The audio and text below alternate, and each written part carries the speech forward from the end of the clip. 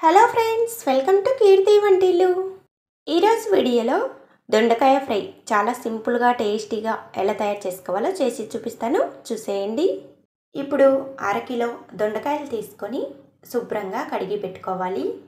దొండకాయల్ని ఒక్కొక్కటిగా తీసుకొని ఇలా రౌండ్గా సన్నగా కట్ చేసుకోవాలి. దొండకాయలు పచ్చిగా ఉండేటివి తీసుకోండి. దొండకాయల్ని పొడవుగా కూడా కట్ చేసుకోవచ్చు. మీకు ఎలా ఇష్టమైతే అలా కట్ చేసుకొని పెట్టుకోండి.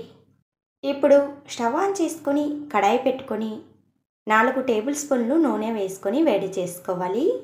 నూనె బాగా వేడైన తర్వాత దొండకాయ ముక్కల్ని వేసుకొని ఫ్రై చేసుకోవాలి. దొండకాయ ముక్కల్ని ఫ్రై చేసుకున్నప్పుడు 1/2 టీ స్పూన్ పసుపు కూడా వేసుకొని ఫ్రై చేసుకోండి. మధ్య మధ్యలో కలుపుకుంటూ దొండకాయ ముక్కల్ని లైట్ గోల్డెన్ కలర్ వచ్చేంత వరకు ఫ్రై చేసుకోవాలి. దొండకాయ ముక్కలు తొందరగానే ఫ్రై అవుతాయి. ఇలా మధ్య మధ్యలో కలుపుకుంటూ ఫ్రై చేసుకోండి. ఇప్పుడు ఈ ఫ్రైలోనికి కారపొడిని ప్రిపేర్ చేసుకుందాము. స్టవ్ ఆన్ చేసుకొని కడాయి పెట్టుకొని కడాయి బాగా వేడైన తర్వాత 1 టేబుల్ స్పూన్ శనగపప్పు, 1 టేబుల్ స్పూన్ మినప్పప్పు, 2 టేబుల్ స్పూన్లు పల్లీలు వేసుకొని సన్నటి మంట పైన దోరగా వేయించుకోవాలి.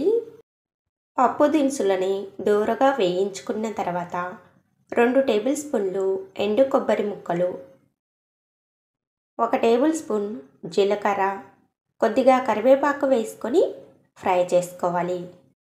కరివేపాకు కొద్దిగా క్రిస్పీగా అయ్యేంత వరకు ఫ్రై చేసుకోవాలి. ఇలా వీటన్నిటిని దోరగా ఫ్రై చేసుకున్న తర్వాత స్టవ్ ఆఫ్ చేసుకొని వీటిని ఒక ప్లేట్లో వేసుకొని చల్లారపెట్టుకోవాలి. వీటన్నిటిని పూర్తిగా చల్లారిన తర్వాత మిక్సీ జార్లోనికి వేసుకోండి. 1 స్పూన్ ఉప్పు, 1.5 స్పూన్ కారం వేసుకొని మెత్తగా మిక్సీ పట్టుకోవాలి. ఉప్పు కారము మీరు చేసుకునే కారపొడిని బట్టి టేస్ట్ని బట్టి చూసుకొని వేసుకోండి.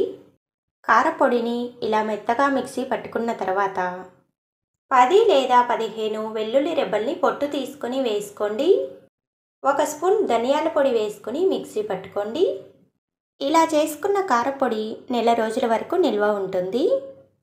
ఇది పూర్తిగా చల్లారిన తర్వాత ఒక డబ్బాలో స్టోర్ చేసి పెట్టుకోండి. మీరు ఏ కూరగాయలతో ఫ్రై చేసినా కూడా ఈ కారపొడిని వేసుకోవచ్చు.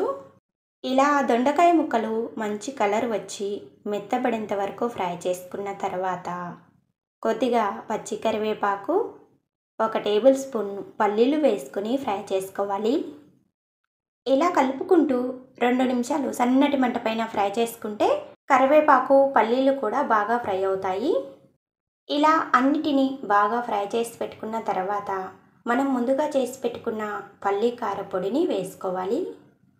మనం మిక్సీ చేసి పెట్టుకున్న కారపొడిని మీరు చేసుకునే ఫ్రైని బట్టి ఫ్రై ఎంత అయితే ఉందో అంతకు సరిపడినంత చూసుకొని వేసుకోండి. పల్లీ కారపొడిని వేసుకున్న తర్వాత ముక్కలకు పల్లీ కారం బాగా పట్టేలా కలుపుకొని స్టవ్ ఆఫ్ చేసుకోవాలి. దొండకాయ ఫ్రైని ఇలా చేసుకుంటే పెరుగన్నం, పప్పన్నంలోనికి చాలా రుచిగా ఉంటుంది. Thanks for watching.